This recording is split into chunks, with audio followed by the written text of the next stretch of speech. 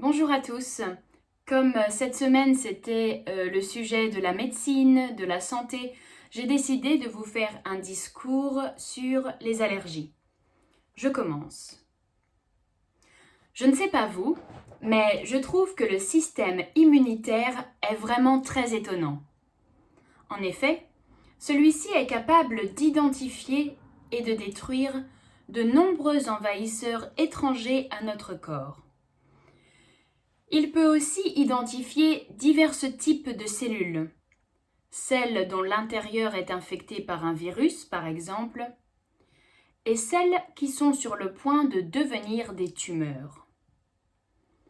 L'objectif principal de notre système immunitaire est donc de conserver notre corps en bonne santé. Pourtant, aussi étonnant que soit notre système immunitaire, il lui arrive parfois de commettre des erreurs. Prenons l'exemple des allergies, qui sont le résultat d'un système immunitaire dit hypersensible. Le système immunitaire allergique identifie une substance, autrement inoffensive, comme étant une substance dangereuse. Il attaque alors cette substance avec férocité. Le souci, c'est que cette autodéfense virulente peut engendrer différentes conséquences, allant d'une simple réaction quelque peu incommodante à la défaillance complète de notre organisme. Vous vous demandez certainement pourquoi je vous parle de tout cela. Vous comprendrez vite une fois que je vous aurai raconté mon week-end. J'étais invitée chez mon amie Marie qui vit à Plymouth, dans le sud de l'Angleterre. Comme je vis à Manchester, qui se trouve plus au nord, j'étais ravie de changer d'air, de visiter une autre ville, de voir d'autres personnes et d'autres bâtiments que les vieilles usines de briques rouges de Manchester. J'espérais aussi un peu de soleil et de ciel bleu. Après tout, c'est le sud, non ? Comme je suis polie, j'avais amené une bouteille de Prosecco ainsi qu'un plat de brownie au chocolat à mon amie Marie. Après avoir passé la journée à visiter la ville et fait un peu de shopping, comme se doit de faire tout bon touriste, nous sommes rentrés chez mon amie pour dîner. Tout s'est bien passé jusqu'au dessert, c'est-à-dire jusqu'à ce que mon amie Marie ne commence à suffoquer.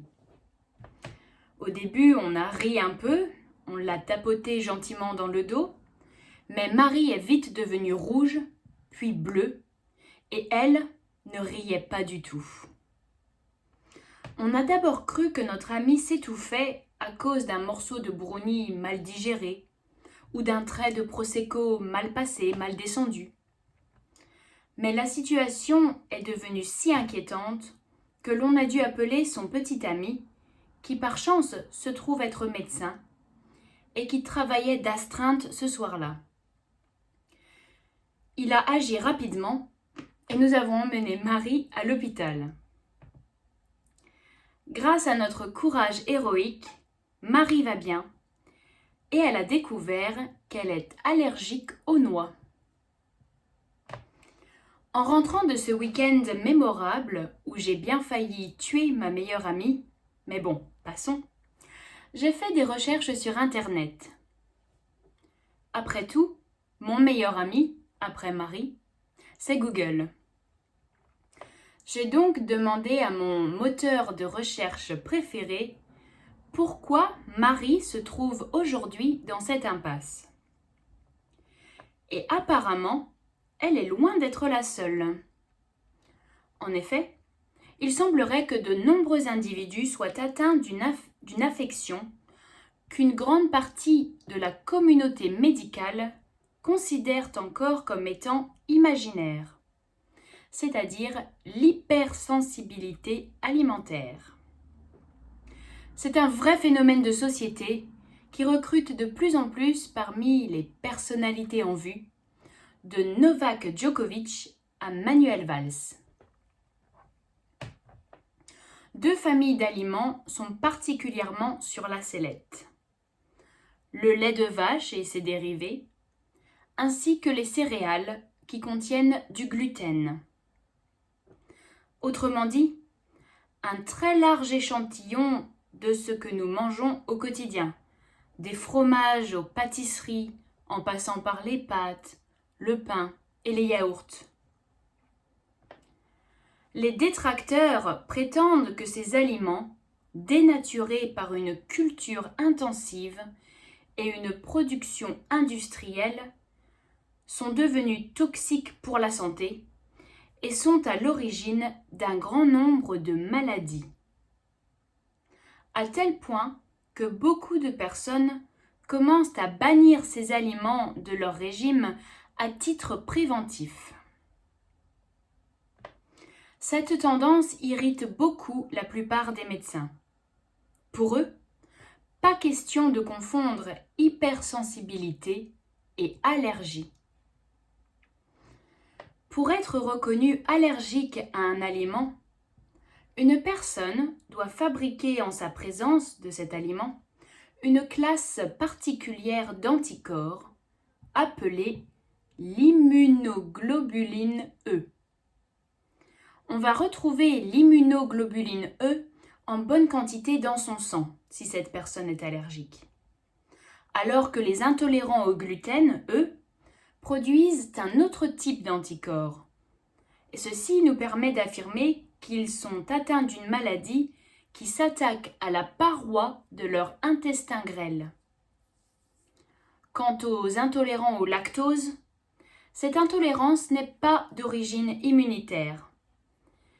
Elle s'atteste par l'absence d'une enzyme appelée la lactase, qui empêche la digestion de cette protéine.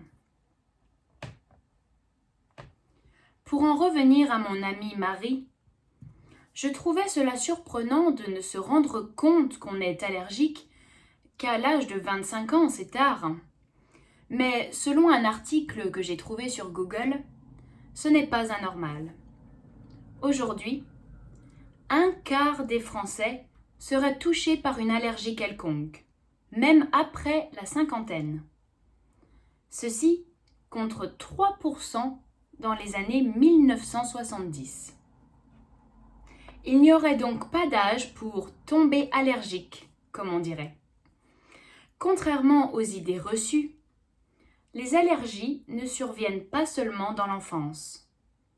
Ça, je le savais déjà plus ou moins, car j'ai moi-même développé une rhinite chronique à l'âge de 20 ans. Je savais donc qu'il n'y a pas que les enfants qui souffrent d'allergies. Mais j'étais tout de même très surprise en lisant dans cet article le cas d'un monsieur appelé Bernard. Âgé de 70 ans, Bernard vit à la campagne. Il aime beaucoup les produits de son jardin. Pendant une fête, Bernard goûte à une verrine, un petit verre, qui contient du sésame.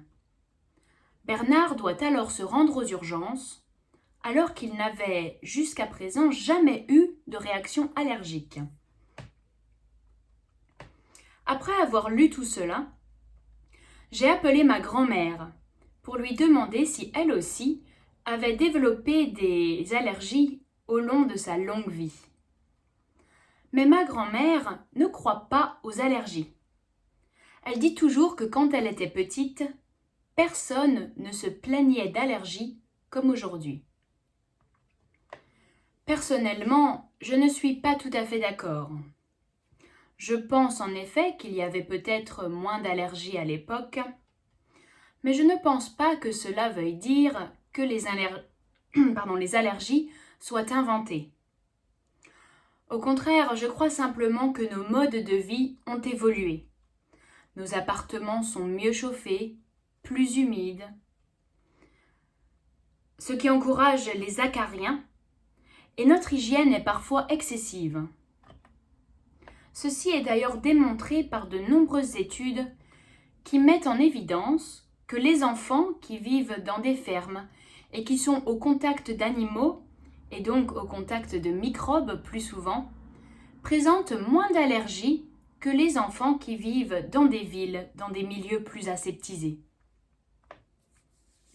Le syndicat français des allergologues parle quant à lui de nouveaux allergiques, c'est-à-dire de personnes immigrées qui n'auraient jamais été au contact de nos acariens, de nos pollens, et qui y deviennent alors très sensibles car elles n'y sont pas habituées. Cela me paraît très probable. Après tout, pourquoi est-ce que quand nous, les Européens, nous mangeons un curry indien, une guerre intestine, c'est bien le cas de le dire, se déclare dans notre pauvre estomac, alors que les Indiens, eux, ne semblent pas ressentir le moindre mal. Tout est question d'habitude, j'imagine. Bon, vu l'heure qu'il est, vous avez dû déjeuner il y a peu de temps, alors je ne vais pas vous ennuyer plus longtemps avec mes histoires de séismes intestinaux et d'allergies en tout genre. J'espère simplement que ce week-end, lorsque je rendrai visite à mon ami Alex à Bristol, je ne la tuerai pas avec la tarte aux pommes que j'ai prévu de lui amener. Je vous remercie.